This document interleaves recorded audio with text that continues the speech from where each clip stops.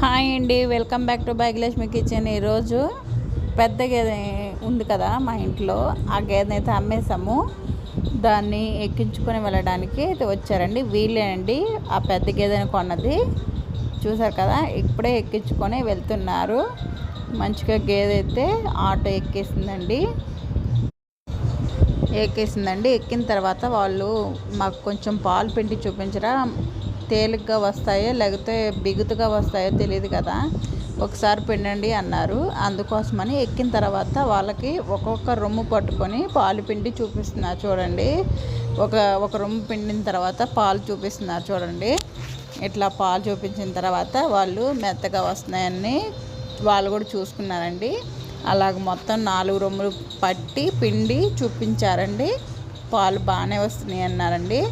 అయితే ఇంక చూపించిన తర్వాత దీన్ని ఎక్కించుకొని వెళ్ళిపోతున్నారండి. ఇది అమ్మేసిన ఇప్పుడు మా సైడ్లో ఒక్క గేదె ఉంది అమ్మంది, అది బాహుబలి గేదె ఒక్కటే. మిగిలిన తొలసూరు గేదె కూడా అమ్మేసినాము. కాకపోతే వాళ్ళు ఒక 2 రోజులు అయితే వాయిదా పెట్టారు. అందుకోసమని ఇంకా ఎక్కించుకొని వెళ్ళలేదు. మీరు ఎప్పుడు కొనుక్కొచ్చింది చూపిస్తున్నాను కాబట్టి ఇప్పుడు ఎక్కించుకొని పోయే వీడియో కూడా చూపిస్తున్నాను చూడండి. ఈ గేదెతో అమ్మేసాము. సాయంత్రం మరొక కొత్త గేదె వస్తుందండి. ఆ వీడియో మళ్ళీ అప్లోడ్ చేస్తాను. నచ్చితే లైక్ చేయండి, సబ్స్క్రైబ్ చేయండి.